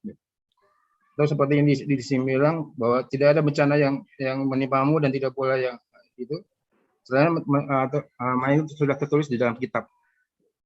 Kalau di Al-Quran ini kan nggak ada kan ya, misalnya itu berarti saya berbicara sekarang ini sudah tertulis di dalam umum kitab ini, Sementara yang Al-Quran ini adalah downloadan ya, download. Jadi kalau bahasa ini belum bahasa Arab. Umum kitab ini bahasa Allah yang kita nggak tahu, kita nggak perlu tahu bahasa apa, dan memang itu tidak penting untuk kita menyelidiki bahasa apa sih Allah, itu nggak perlu. Tapi ketika di sini di download barulah diubah menjadi bahasa Arab. Karena apa? Karena Allah itu kita tahu Allah itu Rabbul Alamin ya, Tuhan pencipta sebenarnya alam ini begitu luas gitu. Tidak mungkin makhluknya itu hanya makhluk bumi ini aja gitu. Bisa jadi dari sekian banyak ciptaannya, planetnya, mataharinya, bintangnya, pasti juga ada planet yang mungkin pasti kalau saya mungkin diempati oleh makhluk ciptaannya juga. Ya mungkin yang dimaksudkan kalam zati dari apa yang dokter bilang mungkin yang di sekitar sini. Tapi ketika sudah sampai sini baru apa yang disebut mungkin di kalam al-nuzah. Hal yang mungkin kita kurang sepakati mungkin ya. Karena juga baru wacana saya aja nanti di tesis insya Allah. Bahwa malaikat ini adalah bukan malaikat yang tanda kutip bodoh gitu. Mereka itu sangat pintar dan saya bilang sangat cepat gerakannya. Karena maka mereka disebut dari cahaya. Ketika Nabi Adam diciptakan gitu kan, kalau ada cahaya pihak, maka itu maksudnya bukan berarti dia nggak tahu semuanya, tapi dia nggak tahu bahasa Arab yang akan diajarkan kepada Nabi Adam aja gitu. Jadi pemahaman saya Pak Dokter, mohon maaf, bukan bermaksud untuk saya, cuma semacam wacana aja. Mungkin bisa saya terjemahkan atau saya pahami apa yang Dokter tuturkan atau jelaskan hari ini, mungkin saya bisa memahaminya atau saya bisa ilustrasikannya mungkin seperti ini gitu, Pak Dokter. Mohon maaf. Baik, ini jangan ditutup dulu Pak. Sebentar. Oh iya. Ya. Share-nya saya buka lagi. Iya. Mohon izin Pak Ustadz Khairul, saya langsung ini. Ya, silakan Ustaz. Iya, silakan. Baik. Pertama yang harus kita pahami, persis di awal saya sampaikan bahwa Allah tidak menyerupai ciptaannya. Termasuk bahwa Allah ada tanpa tempat dan tanpa arah. Sehingga tidak digambarkan bahwa Allah bertempat di atas arsy. Tidak digambarkan bahwa Allah memiliki bentuk dan ukuran, lalu duduk atau bertempat atau bersemayam di atas arsy. Sayyiduna Ali ibn Abi Thalib berkata, Innallaha khalaqal arsya izharan liqudratihi walam yattakhidhu makanan lidzatihi. Sesungguhnya Allah menciptakan arsy bukan untuk menjadikan tempat bagi zatnya, tetapi apa? Izharan liqudratihi, untuk menampakkan tanda-tanda kekuasaannya. Allah menciptakan arsy, Allah tidak bertempat pada ciptaannya, tidak membutuhkan kepada ciptaannya. Nah, yang kedua, Al-Lauhul Mahfuz. Al-Lauhul Mahfuz.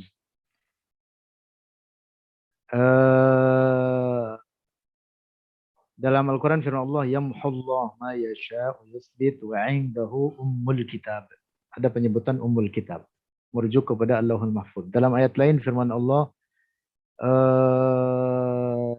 wa ma tasqutu min waraqatin wala habatin fi dhulumatil ardi wala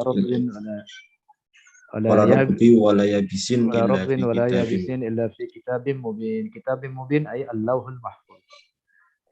Nah, Lauhul Mahfuz ini adalah ciptaan Allah. Ciptaan Allah.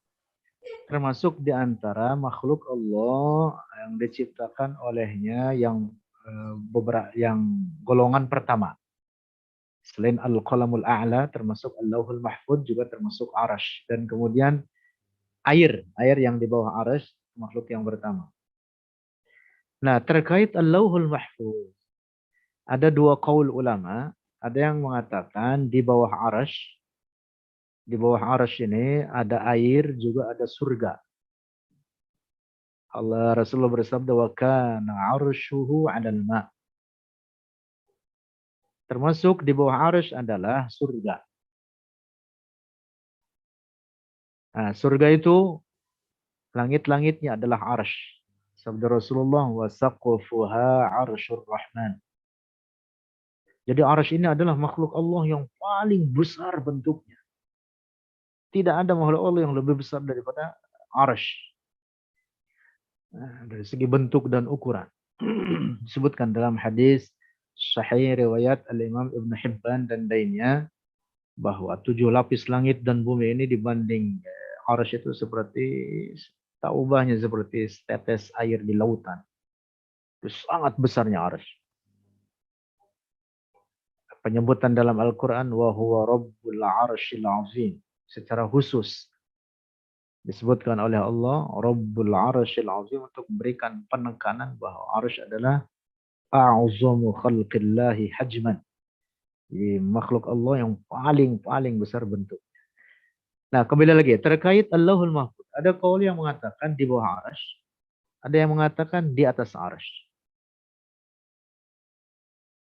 Nah, sehingga di atas Arash ini ada tempat. Juga ada kitab lainnya dalam sebuah hadis sahih riwayat Al-Imam Al-Bukhari, Innallaha lamma qadal khalqa kataba fi kitabin fahuwa mawdu'un 'indahu fawqal 'arsy, inna rahmati sabaqat ghadabi. Ada kitab bertuliskan itu, inna rahmati sabaqat ghadabi. Dalam riwayat lain, inna rahmati ghalabat ghadabi. Kembali lagi, Allahul Mahfuz ada dua qaul menyebut, oleh karena tidak ada nas yang sharih terkait tempatnya Allahul Mahfuz. Nah, di lauh ini, Lauh itu makna harfiahnya papan. Ya, katakan kitablah boleh. Yang ditulis di dalamnya segala peristiwa apapun di dunia ini serincinya sampai kejadian kiamat. Adapun kehidupan akhirat yang tanpa penghabisan, penduduk surga di surga dengan segala kenikmatan di dalamnya tanpa penghabisan, penduduk neraka di neraka dengan siksaan terhadap mereka di dalamnya tanpa penghabisan, itu tidak tertulis di Lauh Mahfuz. Jadi Lauh Mahfuz hanya menuliskan apa yang terjadi sampai hari kiamat. Nah, yang menuliskan adalah Al-Qalamul A'la. Jadi Allah merintah Al-Qalam untuk menulis peristiwa-peristiwa tersebut. Nah, termasuk dalam hal ini adalah al-alfaz lil Quran atau alfazul Quran, lafaz-lafaz Al-Quran yang berbentuk huruf suara dan bahasa itu juga tertulis demikian adanya di Al-Lauhul Mahfuz. Di Al-Lauhul Mahfuz. Nah, dari Al-Lauhul Mahfuz inilah kemudian Al-Quran tersebut diturunkan, dibawa oleh malaikat Jibril dengan perintah Allah ke langit dunia. Langit dunia itu di mana? Ya, harus dibuat di sini, Pak. Langit dunia nih, Pak. Gambarnya. Langit dunia itu langit yang paling rendah di atas kita. Di atas kita. Ini namanya as-sama'ud dunya. Kan ada 7 lapis langit. Di atas langit ke-7 ada al-kursi, ada al-jannah atau surga, dan ada air. Baru di atasnya kemudian arsy. Nah, Allahul Mahfuz menurut satu pendapat ada di atas arsy. Nah, lafaz-lafaz Quran itu kemudian diturunkanlah ke langit dunia. Langit yang ada di atas kita ini dibawa oleh malaikat Jibril dengan perintah Allah ke satu tempat yang bernama Baitul Izzah. Nah, lalu dari Baitul Izzah ini kemudian diturunkanlah kepada Rasulullah secara berangsur-angsur dalam kurun waktu kurang lebih 23 tahun. Nah, demikian Pak penjelasan globalnya. Nah, Sidratul Muntaha, Sidroh itu ini di sini kebetulan ada nih kalimat ini. Sidroh itu adalah nama pohon. Disebutkan dalam hadis Sahih Al-Bukhari, Sahih Muslim juga banyak ulama hadis menyebutkan. Sidroh ini adalah pohon yang menjulang tinggi sangat besar, akarnya di langit ke-6. Pongkolnya menjulang sampai ke langit ke-7. Jadi pucuk-pucuknya, dahan-dahannya ada di atas langit ke-7. Ini disebut dengan pohon sidroh namanya. Nah, Sidratul Muntaha artinya puncak pohon daripada sidroh itu. Lihat di dalam Sahih Bukhari nanti terkait letak-letak makhluk-makhluk Allah.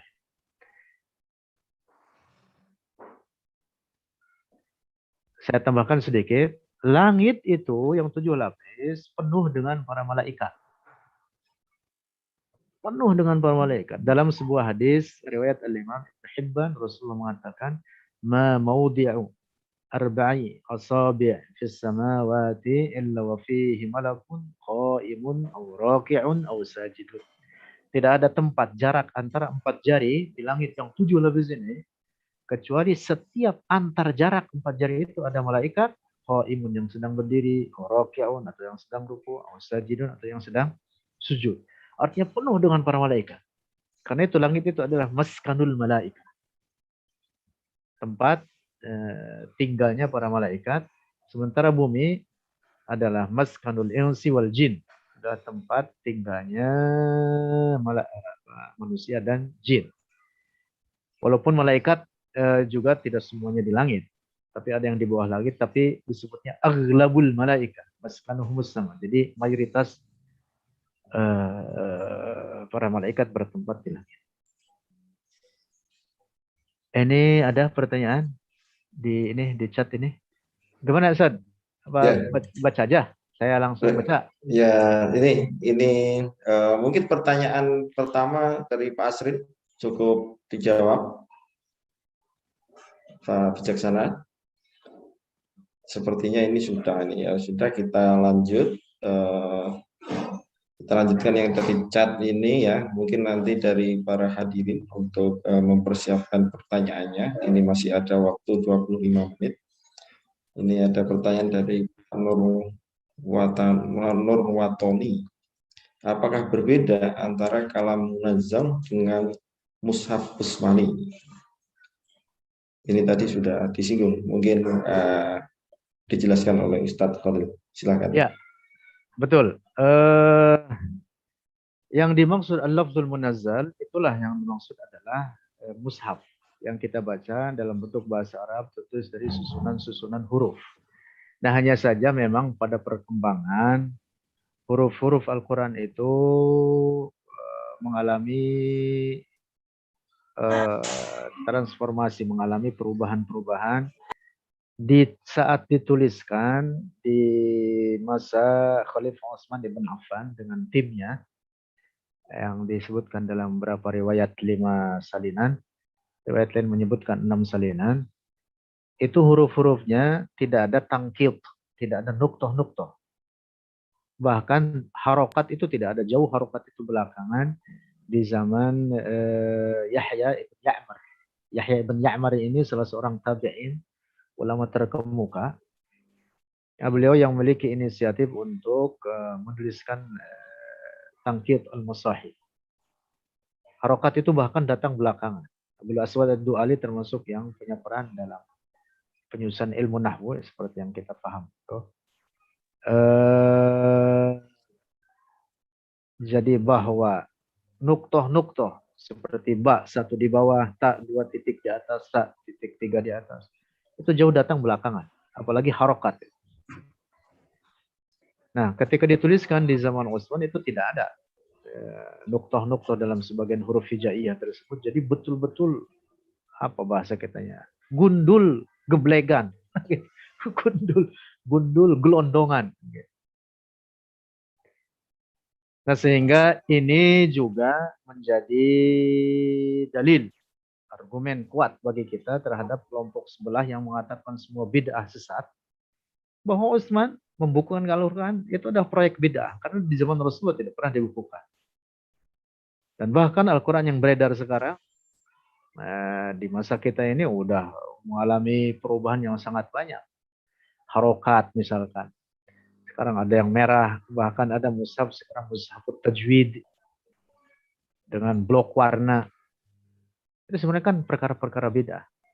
Tetapi tentu itu adalah bid'ah yang baik. Walaupun khusus belajar tajwid dan bahkan qiraah tetap harus digurukan. Tidak bisa belajar sendiri. Bahwa itu adalah perkara bid'ah, jelas karena di zaman dahulu tidak ada. Sehingga ini memberikan pemahaman bagi kita ada namanya bid'ah hasanah.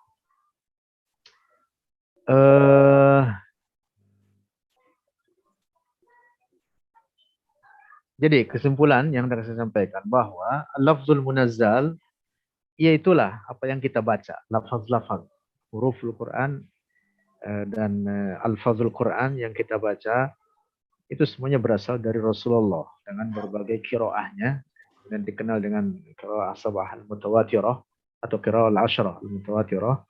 Itu semua berasal dari Rasulullah mengajarkan itu. Nah, Utsman adalah yang punya inisiatif untuk membuat proyek pembukuan, tadwin atau kodifikasi. Saya kira demikian. Ya, ini mungkin langsung nyambung ke pertanyaan berikutnya. Itu ada dari Pak Laudi Muhammad Nanang. Kalau begitu terkait dengan perkembangan atau transformasi tadi ya mushaf Al-Quran itu apakah bisa kalam munazzal dalam konteks ini mungkin mushaf itu disebut sebagai muntat sakofi atau produk budaya seperti yang selama ini dikembangkan oleh diantaranya Nasr Hamid Abu Zaid itu. Jadi begini, yang kita pahami dahulu pokoknya. Bahwa lafaz Al-Quran itu bukan ciptaan Jibril, bukan susunan Rasulullah. Tapi itu adalah lafaz-lafaz yang tertulis demikian adanya di Al-Lauhul Mahfuz. Dan itulah yang dibacakan oleh Jibril kepada Rasulullah. Karena itu ditegaskan dalam Al-Quran, Allamahu syadidul quwa. Dalam ayat lain Allah berfirman, "La tuharrik bihi lisanaka lita'jala bih, inna 'alaina jam'ahu wa qur'ana." Jadi lafaz-lafaz Al-Quran itu bukan produk manusia, bukan hasil pikiran Rasulullah, bukan hasil susunan Jibril, tidak. Tapi itu kalam Allah, yaitu tadi dalam makna lafzul munazzal, itu yang sudah tertulis di Allahul Mahfuz. Nah, bahwa kemudian itu diungkapkan dalam bentuk bahasa Arab, nah dari sinilah kemudian muncul berbagai tafsir terhadapnya. Seperti yang rekan-rekan kenal, muncul berbagai corak tafsir. Ada misalkan kecenderungannya kepada hukum-hukum, tafsir misalkan al-Jassas, kemudian misalkan Abu Bakar Ibn al-Arabi dengan tafsir ahkam, termasuk Al-Qurtubi misalkan yang sangat populer, Al-Jami' apa? Dan tawil ahkamil Quran. Iya. Juga para mufassir lainnya. Corak-coraknya berbeda-beda, corak bahasa dan seterusnya. Nah, bahwa kemudian tafsir Al-Quran itu beragam, tentu tafsir juga memiliki kaedah-kaedah untuk itu. Memiliki kaedah-kaedah. Dan itu juga bisa jadi berangkat dari bahwa redaksi ayat-ayat Al-Quran itu ada yang muhkam, ada yang mutasyabi, ada yang mujmal, ada yang mufassal, ada yang misalkan mushtarak. Sehingga misalkan dalam memahami lafaz al-qur'u, firman Allah, al-mutallaqatu yatarabbasna bi anfusihinna thalathata quru', itu berbeda pendapat. Misalkan antara Abu Hanifah dengan Imam Syafi'i. Imam Abu Hanifah mengartikan haid, Imam Syafi'i mengartikan at-tuhur. Nah, ini disebut dengan lafaz mushtarak. Nah, karena itulah maka Imam Sahabi, sahabat Rasulullah yang notabene sebagai habrul ummah, terjemahanul Quran, yang dapat doa spesial dari Rasulullah, Allahumma faqihu fid din wa 'allimhu ta'wil, yaitu sahabat Abdullah bin Abbas sampai pernah mengatakan Al-Quran zu fununin wa syujun. Al-Quran itu ada banyak makna cabangnya. Ya maksudnya pemahamannya, la tanqadi ajaibuhu la tustaqsa la tustaqsa ghayatuhu, tidak habis keajaiban-keajaibannya, tidak dapat diraih puncaknya. Nah, hanya saja tentu untuk terjerumus katakan begitu di dalam tafsir Al-Quran punya syarat-syarat yang ketat untuk itu. Setidaknya kita semua sudah mengetahui ada yang disebut dengan qawaidut tafsir. Bahwa Abu Zaid ini masuk mufassir atau tidak mufassir, ya silakan nilai aja sendiri. Silakan dinilai sendiri. Saya kira demikian. Sudah kelewat ini. Terima kasih, kelewat ini ya. Masih 15 menit ini kalau waktu yang beredar. Oh, ya.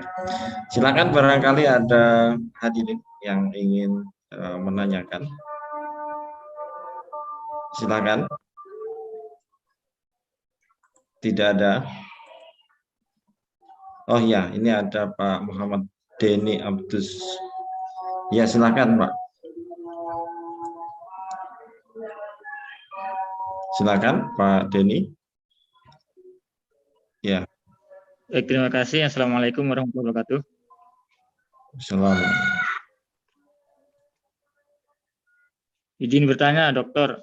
Alhamdulillah di semester kalau nggak salah ketemu Pak Dokter nih. Sehat Pak. Alhamdulillah.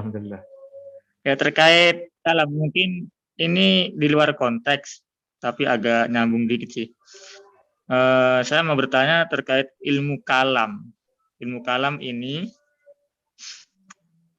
kalau yang difahami kebanyakan mungkin kita ya, itu berkaitan dengan tauhid. Seperti Asy'ariyah, Maturidiyah, Mu'tazilah, Qadariyah, Jabariyah, itu kan pemahamannya tentang tauhid. Tapi beredar buku dari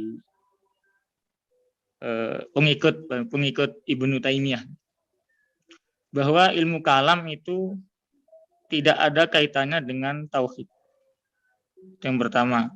Dan ada juga tulisan dari Syekh Taqiyuddin An-Nabhani, itu juga berkata demikian, ilmu kalam itu tidak ada kaitannya dengan ilmu tauhid, karena ilmu kalam itu hanya akal-akalan.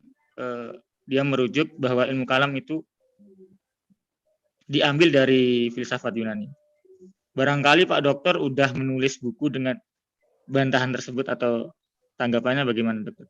Terima kasih, Dokter. Assalamualaikum warahmatullahi wabarakatuh. Waalaikumsalam. Terima kasih. Silakan, Ustaz. Saya sudah menulis terkait ini dengan judul Mendalami Ilmu Kalam. Saya turunkan dan sedikit pembahasan. Saya terjemahkan, maksudnya saya terjemahkan kitab karya Imam Abul Hasan Al-Asy'ari, namanya Risalat Istihsanil Khawd fi Ilmil Kalam.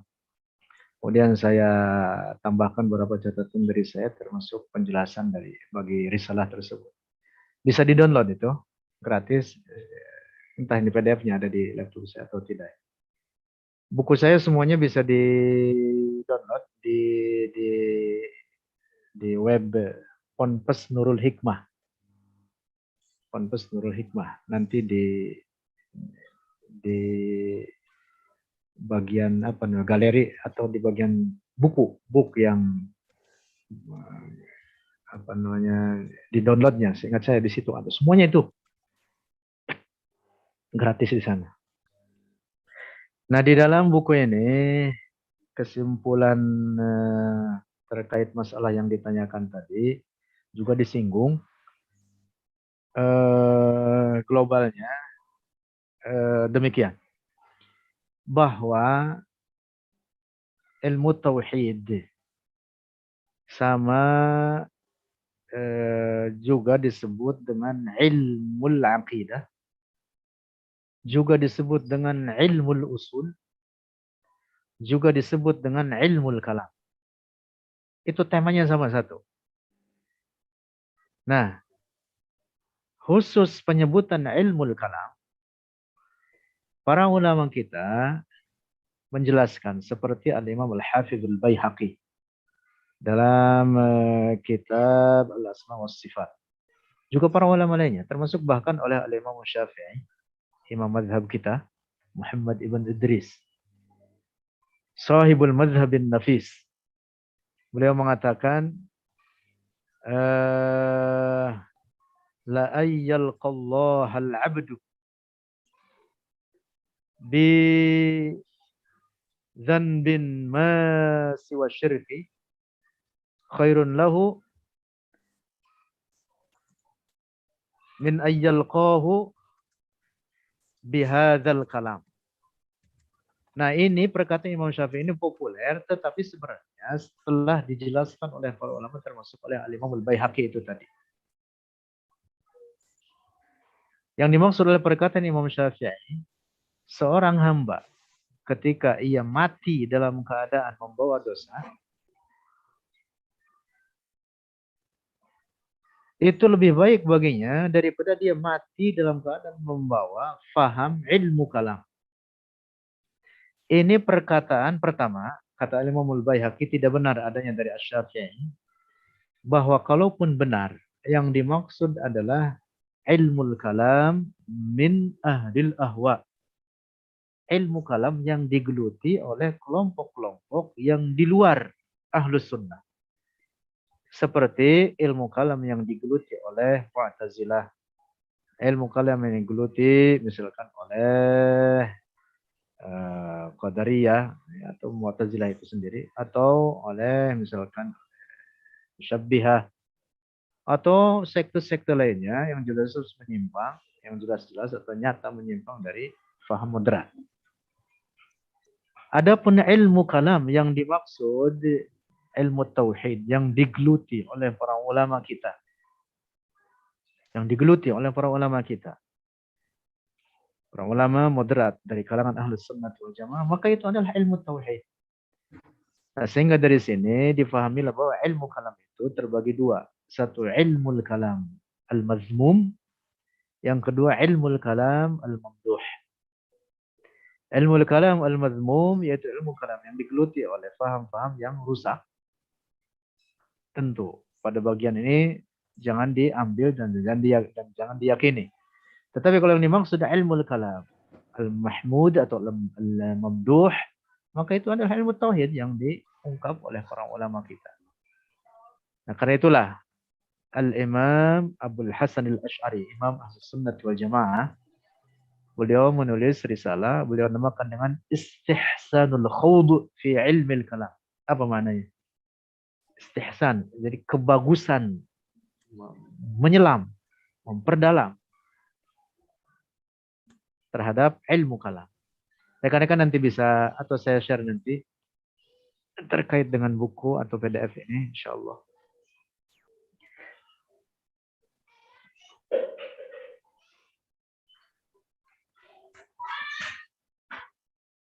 Sebentar saya cari. Sambil jalan, Ustaz Khairul.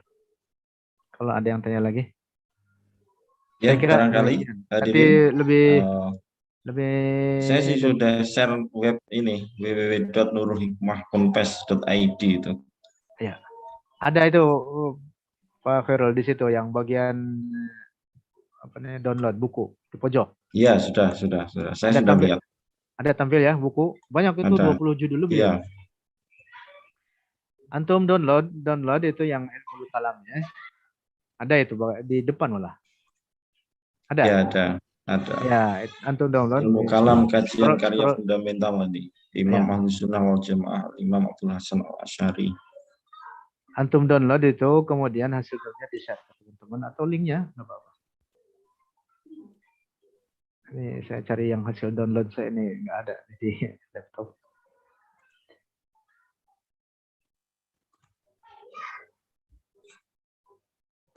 Kalau ada yang tanyakan lagi. Kalau ada yang ditanyakan lagi, masih ada waktu 8 menit.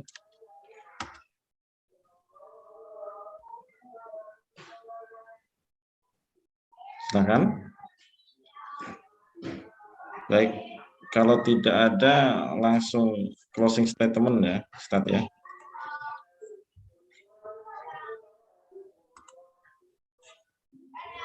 Selesai. Ini sepertinya sudah tidak ada lagi, atau sudah cukup menikmati dengan buku-buku Ustadz yang ada di web ini dan webnya sudah di-share linknya. Sudah saya setorkan di kolom chatting. Ya, baik.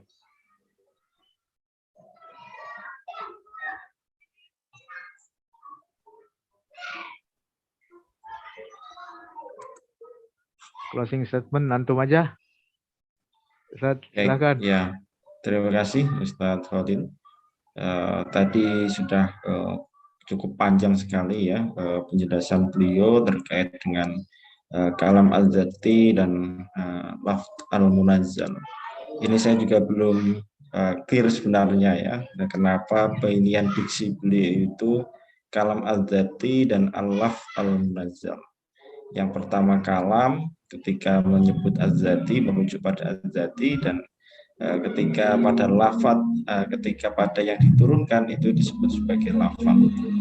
Nah, itu sebenarnya terus kemudian terkait dengan pengaruh pemahaman ini terhadap munculnya sekte-sekte atau tafsir-tafsir ya, mazhab tafsir ya. Kalau kita baca gagasannya Ignaz Kulzihir itu ada al-a'mal ad-dakhiliyah dan al-a'mal al-kharijiyah gitu ya. Dan munculnya sekte-sekte dalam tafsir itu ya diantaranya dipengaruhi yang kedua. Tapi insya Allah cukup ini sangat menarik sekali, dan alhamdulillah khususnya saya juga mendapat banyak pengalaman baru terkait dengan isu ini ya. Terima kasih sekali lagi saya ucapkan kepada Ustadz Dr. Khalil Rahman. Terima kasih atas wawasannya yang di-share kepada kita semuanya. Barangkali saya sebagai moderator mengucapkan banyak terima kasih atas partisipasinya para hadirin yang sudah meluangkan waktunya untuk hadir pada sore hari ini, dan kurang lebihnya saya mohon maaf. wal afu minkum. Assalamualaikum warahmatullahi wabarakatuh. Waalaikumsalam warahmatullahi. Waalaikumsalam warahmatullahi wabarakatuh. Masih ada waktu 5 menit nih Ustaz. Saya ini mohon izin. Ya, ayo silakan. Saya juga udah keluar. Izin. Sampai ketemu Ustaz ya. Ya, Terima kasih semuanya. Assalamualaikum warahmatullahi wabarakatuh. Bismillahirrahmanirrahim.